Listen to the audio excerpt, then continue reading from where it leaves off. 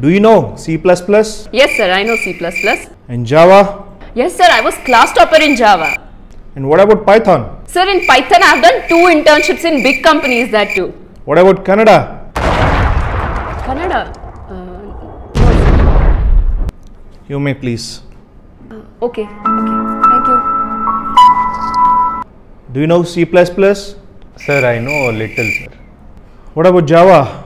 That a little bit more I know, sir. At least perfect in Python? Sir, Python I don't know, sir. At least do you know Kannada? Sir, Kannada I know, sir. Very good, I say. You're hired, come on.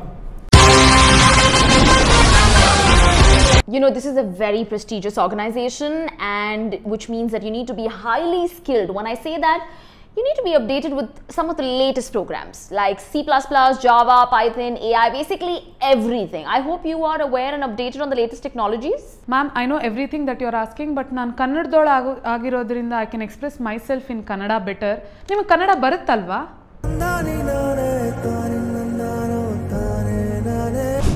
ये कार्यक्रम में दिखाए गए सारे व्यक्ति, वस्तु या जगह हम बस मस्ती मजाक के लिए किए हैं, लेकिन टॉपिक को मस्ती मजाक नहीं ले रहे हैं। तो ये हम हिंदी में क्यों बात कर रहे हैं? ताकि तू पॉइंट आउट करे कि हम हिंदी में बोल रहे हैं। We are in Bangalore, so English और ಕನ್ನಡದಲ್ಲಿ ಮಾತಾಡಬೇಕು, ಅದು ಗೊತ್ತುಂಟು. Hello guys, welcome to another episode of Tweet Pe Charcha. So as you people know that when we see some tweet interesting where something is being pointed out or where some comments are highlighting some issue that is relevant, we check the thread and we bring those tweets to you and have fun interaction. So that's all about Tweet Pe Charcha. Your opinions, the masses' opinions that is going on, that is being voiced on X, formerly known as Twitter, which is why we call it Tweet Also Pe Charcha. Instagram sometimes.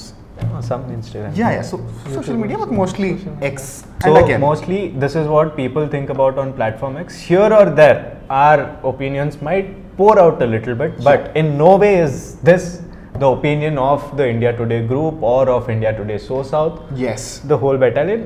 At most, it might be a little bit of ours, but the purpose of this video is to put a shed light on what people are thinking. So what happened here is the Siddaramaiah-led Congress government in Karnataka came up with this 100% reservation schemes where 100% reservation was given to Kannadigas in private sectors, especially in the group C and D, and 75% in the non-management criteria and 50% in the non-management sector out of all the private jobs in Bengaluru.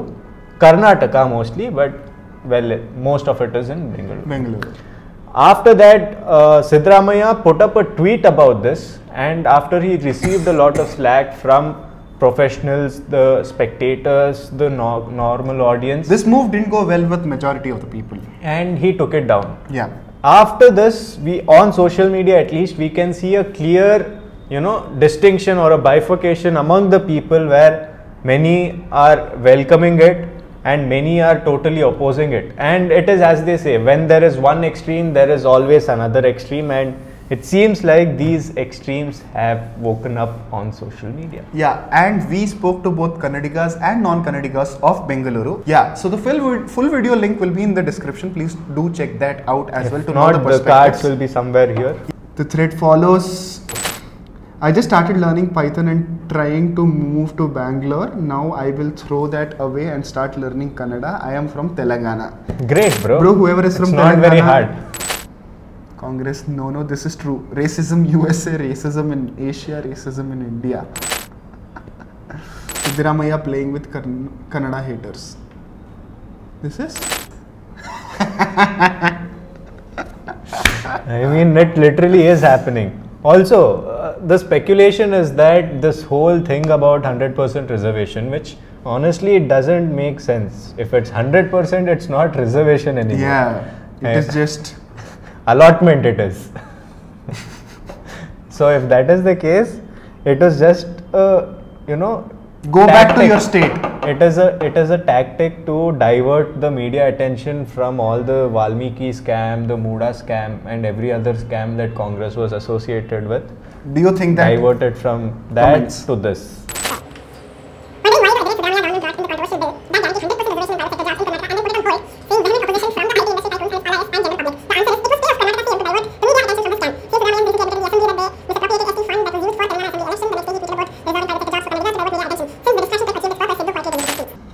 doing so, he caused irreparable damage to brand Bengaluru, the Kannadigas, and the ITs and India's IT scene. So one thing definitely that I personally want to highlight it, because I come from a different state, the kind of feelings that I had when I got to know about this information, and the way people outside Karnataka and Bengaluru are taking this information is definitely has tarnished the image of Bengaluru to a very small extent also, but definitely there is a dent because of this kind of announcement that happened.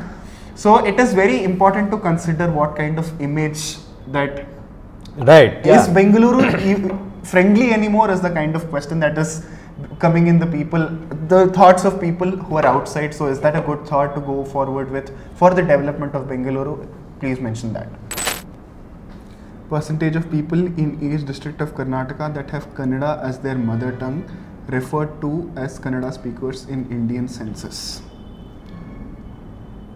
See, while this says that 66.5% are percentage of Kannada speakers in each district, but it also says this is the number whose mother tongue is Kannada. Correct. It means not all of them, are that is their first language that they learn at home. Yeah. But it doesn't represent the number which shows how many people speak Kannada actually. Correct. Right. And when it comes to jobs, especially as shown in the skit that we played before, I think that's a better consideration, because having somebody in the team who can consider people from Karnataka, interview them in Kannada and make them feel comfortable and assess them would be a better way of looking at it as a solution point for everybody, so that we are more inclusive. So anywhere development is all about inclusivity. The more people come in, the more resources, the more talent, the more growth. The more exclusive you go, excluding is the policy, like divide and rule, it doesn't work. It always leads to, misery. And it is understandable that English is the working language of sorts, but then again, to each person the English they learn is different. My English is different from his English. Correct. And the third person's is different. So if there is this, if you are in the state of Karnataka and Kannada is the official language or the language of the state, it's the regional language, it's the language of the state, a certain amount of respect towards it. In no way are we just, supporting the 100% reservation, but a certain amount of respect to that language will take you a long way and probably get better candidates. Yeah, that's another message, because another thing that I want to talk, taking this as occasion, I know a lot of North Indians and people from other parts of India who come to Bangalore, and the way they react when we ask them to talk in Kannada or show more, interest towards Kannada. And all the people who have already, felt like, this is a negative guy, green shirt guy who has some problem, Maruti Acharya is my name. And it's been like, what, 2.5 years, me in Bangalore, 2.5, 3 years. Nan Kannada baratte, aramag matadta idini, reporting marta idini. So, nange, I don't have anything against, nange negativity ide, naneno oppose marta idini anno tara alla. Now, Bengaluru ಅನ್ನೋದು ಒಂದು city, ಇದು ಎಲ್ಲರೂ ಮಾಡಿರೋ city. ಇಲ್ಲಿ development ನೋಡಬೇಕು ಅಂದರೆ ಎಲ್ರಿಗೂ ಒಳ್ಳೇದಾಗುತ್ತೆ. Another interesting tweet, I couldn't find it when I was looking for it, but what it says is that all the outsiders, if they decide to not take auto for 1 week, ಒಂದು ವಾರ auto ತಗೊಂಡಿಲ್ಲ ಅಂದರೆ, what will happen to Bangalore and all the auto drivers? So that's a very interesting thought that we should reflect upon whenever we come up with any kind of these moves, these extreme moves, right? The first thing that we should think is, is it a really fruitful solution? I really don't think so. Right, and see again, being in the extremes of any side is not good. Correct.